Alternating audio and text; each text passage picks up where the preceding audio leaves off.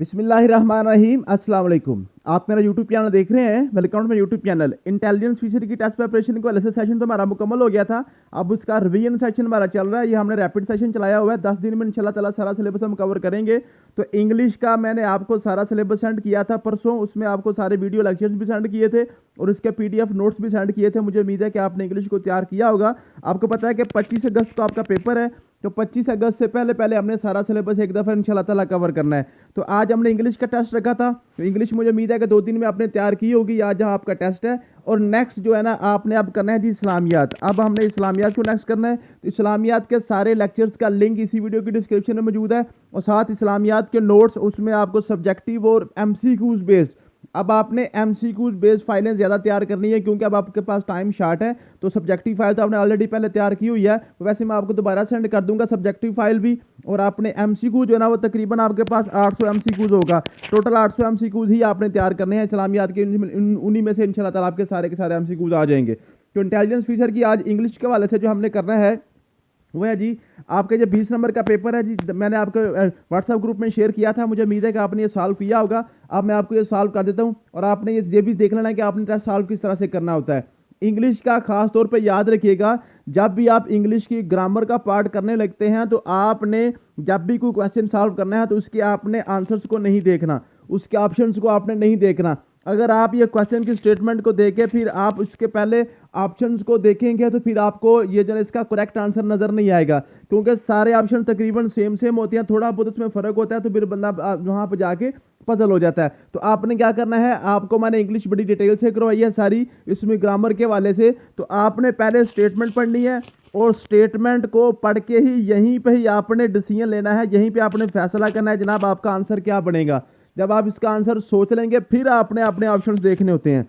फिर ऑप्शन में जाके आप देखेंगे तो एग्जैक्ट जो आपने आंसर सोचा होगा वही आपको वहां पे मौजूद मिल जाएगा। तो आपने उसको सिलेक्ट कर लेना है। अगर आप इसकी स्टेटमेंट पढ़ के फिर आप आंसर की तरफ जाएंगे तो आंसर आपको सारे के सारे ठीक लगना शुरू हो जाएंगे, फिर आप इसका आंसर नहीं देख सकेंगे। तो सबसे पहले क्वेश्चन देखते हैं जी। और मैं थोड़ा सा आपको बता दूं इंग्लिश में खास तौर पर आपने जो active wise, passive wise, direct indirect mean के नरेशन आपने करनी है।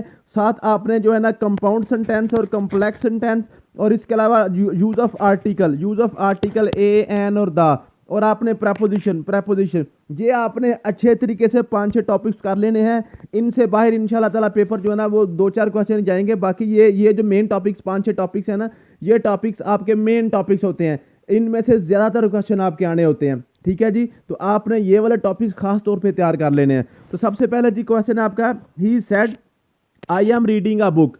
He said I am reading a book. अब देखें ये आपके पास जो ना ये आपके पास नरेशन का क्वेश्चन है। तो नरेशन के आपको बड़ी डिटेल से मैंने करवाई हुई है। तो आपने यहां से पहले फैसला करना है, या आपके पास रिपोर्टिंग पार्ट है या आपके पास रिपोर्टेड स्पीच है।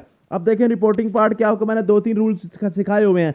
अब इसमें देखिए आपके पास जो है ना इसमें आपको ऑब्जेक्ट नजर नहीं आ रहा। इट मीन्स कि आपने सेड का सेड ही रखना है। ही सेड का सेड ही रहेगा, ही सेड का आपके पास सेड ही रहेगा। कोमा काट के आपने डैट लगाना है, डैट आपने लगा दिया। उसके बाद फिर पीछे देखें, पीछे आपके पास पास्ट टेंस आ रहा है ना। मैंने आपको बताया हुआ है अगर पीछे पास्ट टेंस हो तो फिर आपने रिपोर्टेड स्पीच का टेंस आपने चेंज करना है। अगर पास्ट टेंस पीछे ना होता, वहां पे सेड की जगह से होता, फिर आपने चेंज नहीं करना था। ये अपने रूल्स अपने पहले माइंड में लेके आने हैं। जब तक आप रूल अपने माइंड में रिफ्रेश नहीं करेंगे तब तक आप अपना क्वेश्चन का ठीक आंसर नहीं ढूंढ सकेंगे।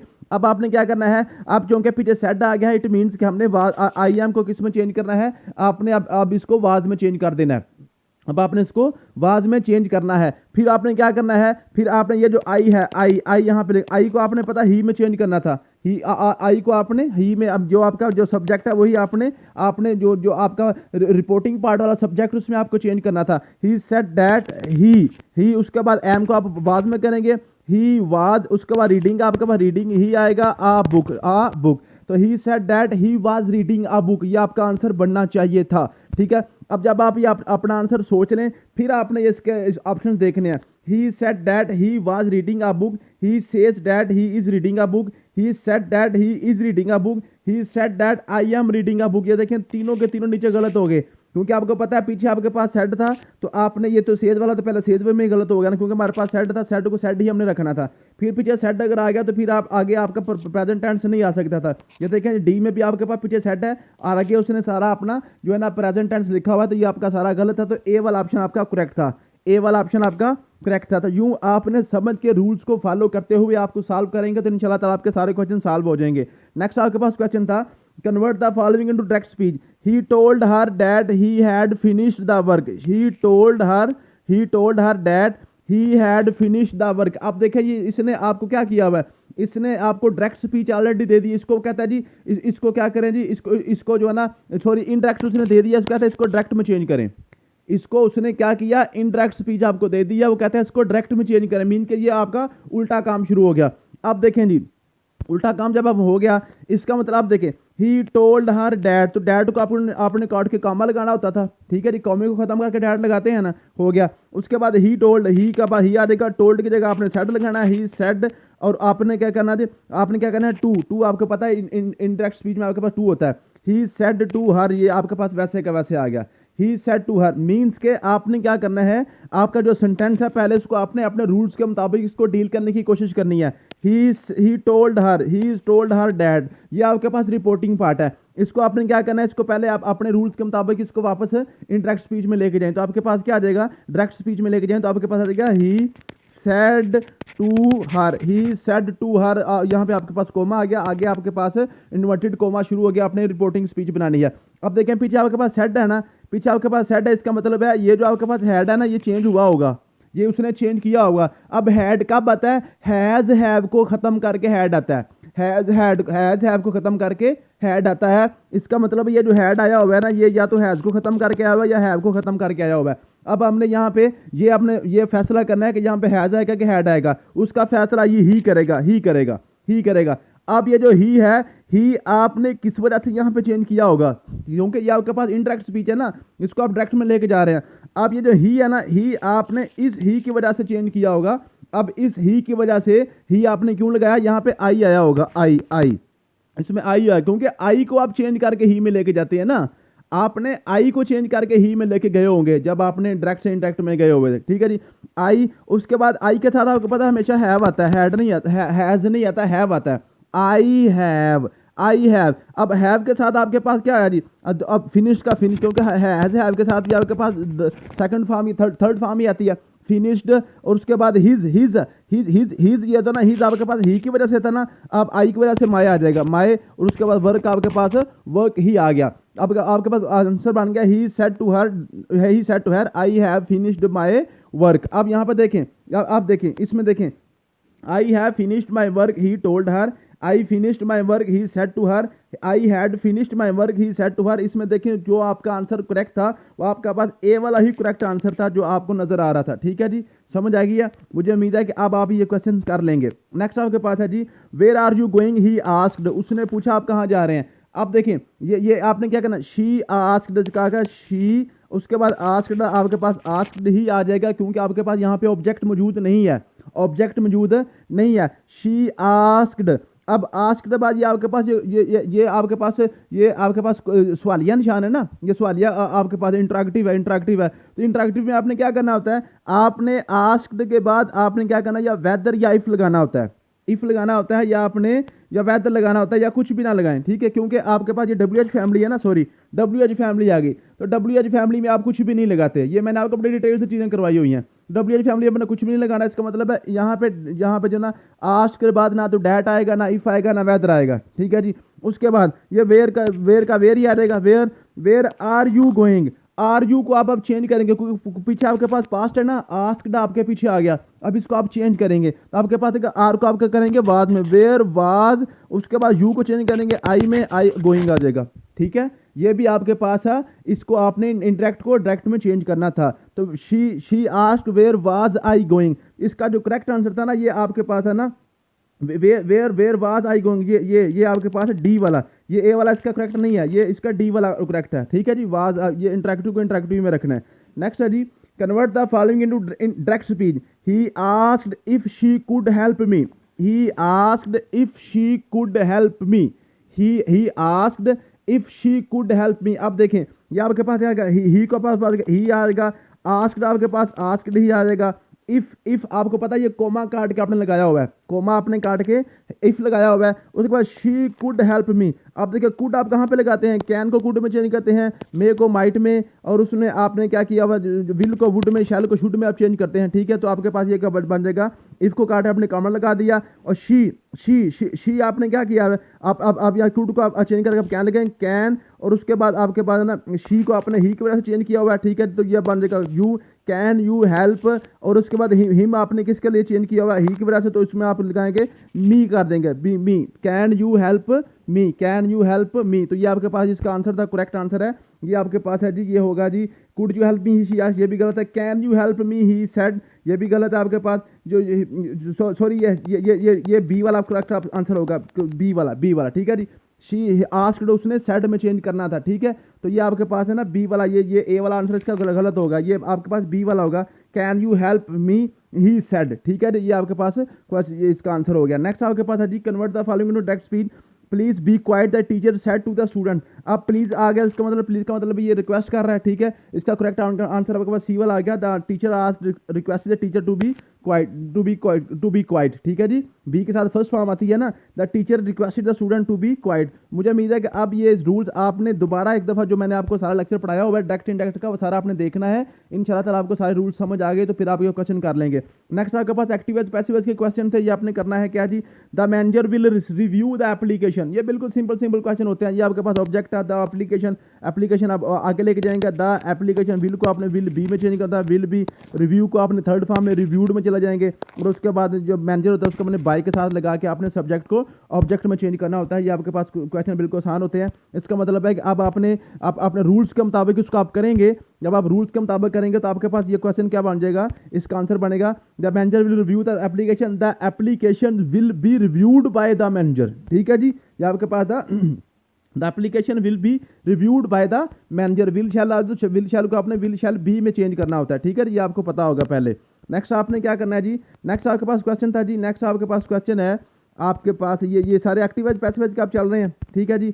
अब नेक्स्ट हमने चलना है, नेक्स्ट हमारे पास क्वेश्चन है जी, ये क्वेश्चन नंबर,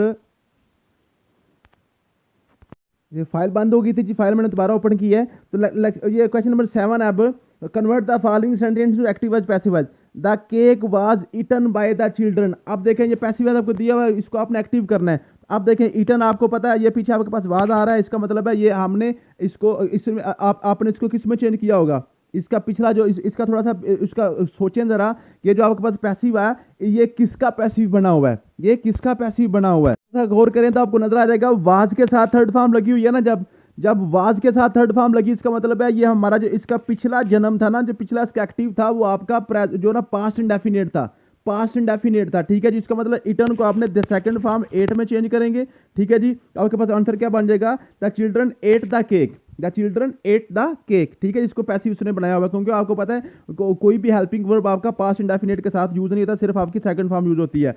नेक्स्ट आपके पास क्वेश्चन था there are cleaning the room, they are cleaning the room. तो आपके पास क्या आ गया जी, आईएनजी जब आ जाएगी तो आपको पता है आईएनजी की जगह आपने बीइंग लगाना होता है, द रूम आपके पास स्टार्ट पे आ जाएगा द रूम, और उसके बाद आर किस में चला जाएगा, इसमें चला जाएगा, क्योंकि रूम आपके पास एक है, बाय दे आपके पास चेंज में हो जाएगा देम में, the room is being cleaned by them, ठीक है जी। तो ये आपके पास ये सी वाला ऑप्शन था, the room is being cleaned by them.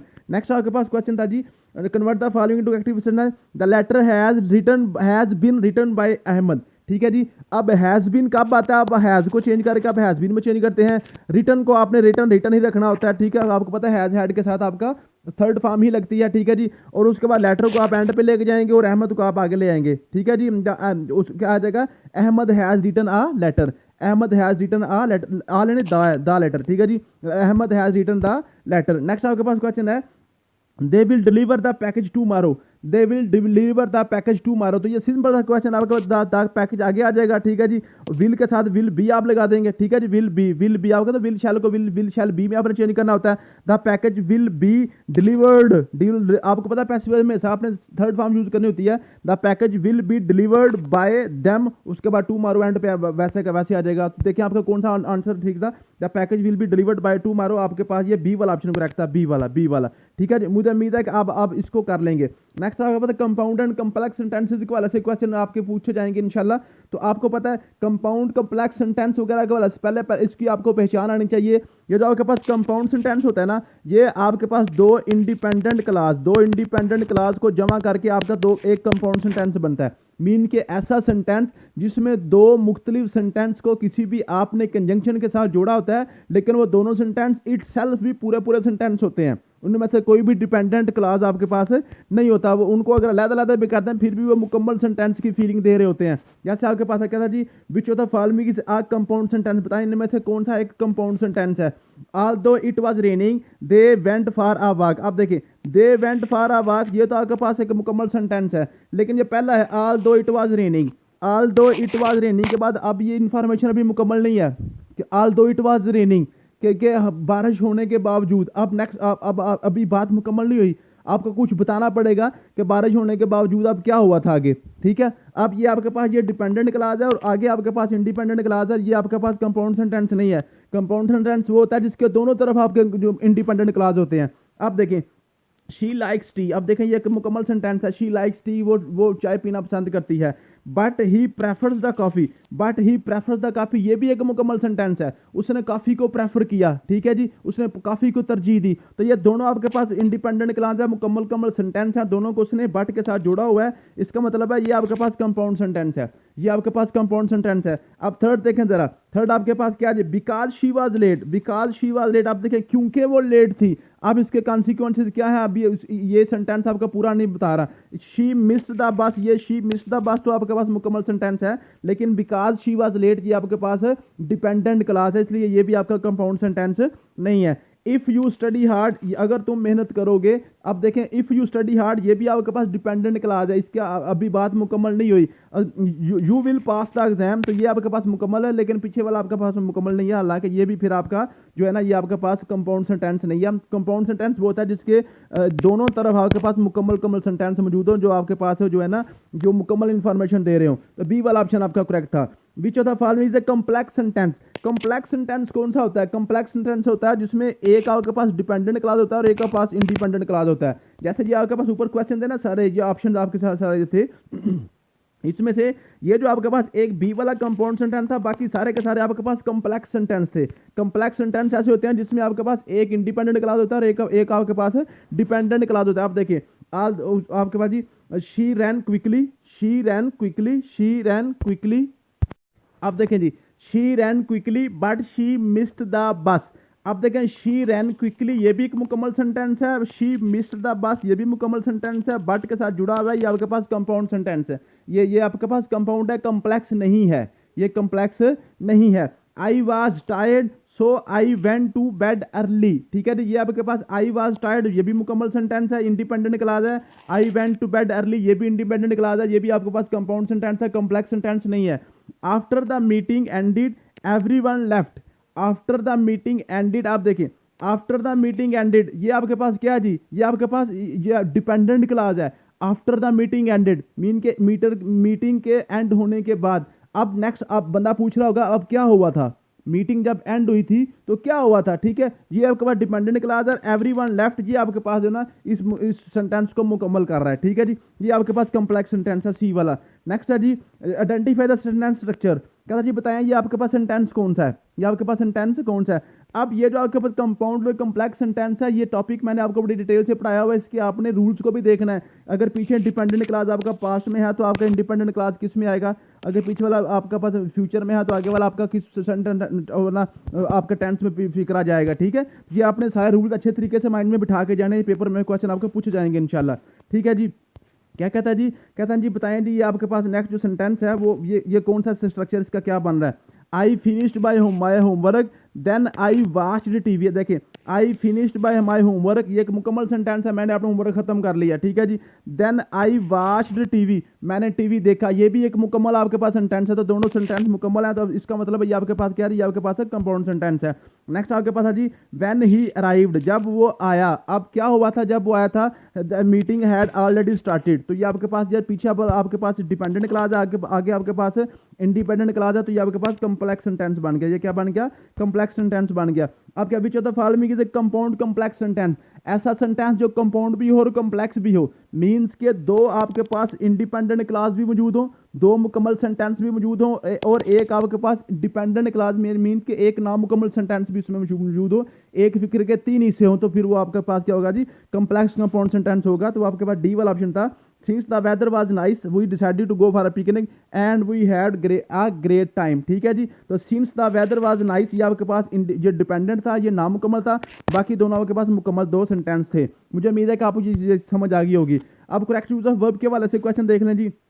Choose the correct use of verb, she dash the piano very well. अब देखें शी के पास आपको पता है, अगर तो आपके पास ये नेक्स्ट अगर आपके पास ये इंडेफिनिट का फिक्रा हो तो आपको पता है, जब आपके पास जो आपका सब्जेक्ट है वो आपके पास अगर जनाब ये हो, ये सिंगुलर हो, तो आपने अपनी वर्ब के साथ SEIS का इजाफा करना होता है। तो ये देखें ये प्लेज आ जाएगा, प्लेज, बाकी सारे आपके गलत हो जाएंगे। आपने फैसला, आपने ये आपके ऑप्शन पढ़ने से पहले अपना फैसला करना होता है कि मैंने इसका करेक्ट आंसर क्या लगाना है।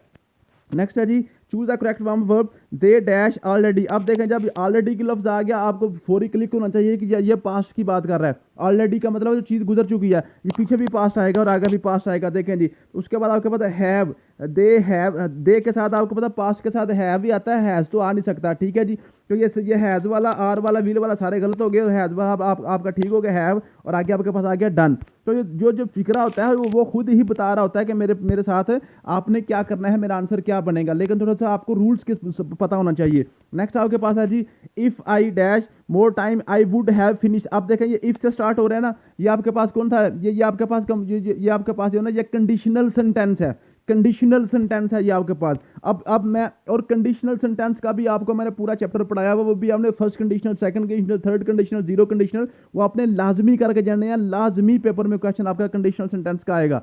कंडीशनल सेंटेंस का मैंने इसलिए मैंने आपको डाला ताकि आपको थोड़ा सा अंदाजा हो जाए कि आप कंडीशनल सेंटेंस को भी आपने याद करके जाना है, वो लाजमी पूछेगा आपसे कंडीशनल सेंटेंस के वाले से भी।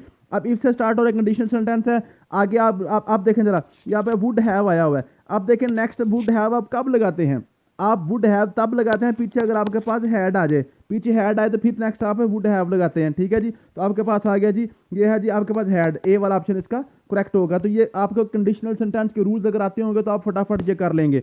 नेक्स्ट है जी, choose the correct form of the verb, he dash for train when I called him. आप देखें ये व्हेन आई कॉल्ड, ये देखें आपके पास सेकंड फॉर्म आ रही है, या आपके पास पास्ट है तो पीछे भी पास्ट ही आएगा, आगे पास्ट आ रहा था पीछे भी आपके पास पास्ट ही आएगा। तो आपके पास इज वेटिंग गलत हो जाएगा, उसके बाद हैज बीन वेटिंग भी गलत हो जाएगा, विल बी वेटिंग भी गलत हो जाएगा, क्योंकि आगे पास्ट है तो पीछे भी पास्ट आना था, जो पास सिर्फ ये वाज वेटिंग यहाँ पे मौजूद था, तो वाज वेटिंग आप यहाँ पे लगा देंगे। तो आपने सेंटेंस को खुद पहले पढ़ना है, वहीं से आपने फैसला कर लेना है कि आपने इसका ऑप्शन कौन सा ढूंढना है। ठीक है जी, नेक्स्ट है जी, choose the correct form of verb, by the time you arrive we dash the dinner. ठीक है जी, अब देखें by the time you arrive, by the time you arrive, जब तुम पहुंचोगे, बाय जब तुम पहुंचोगे, बाय द टाइम ये फ्यूचर की बात कर रहा है, पीछे फ्यूचर है तो आगे भी future, will have finished, will have finished, have जब हैव आ जाना तो थर्ड फॉर्म लगनी ही लगनी है। ठीक है जी, तो मुझे उम्मीद है कि अब आपने खास तौर पे ये जो आपके पास डायरेक्ट इनडायरेक्ट, एक्टिवाइज पैसिवाइज, और आपके पास करेक्ट यूज ऑफ वर्ब, उसके बाद कंडीशनल सेंटेंस, कॉम्प्लेक्स सेंटेंस, ठीक है, और कंपाउंड सेंटेंस, ये आपने लाजमी याद करके जाने हैं, यहां से आपका पेपर मैक्सिमम बनेगा। थैंक यू सो मच, मिलते हैं नेक्स्ट वीडियो में, अल्लाह हाफिज़।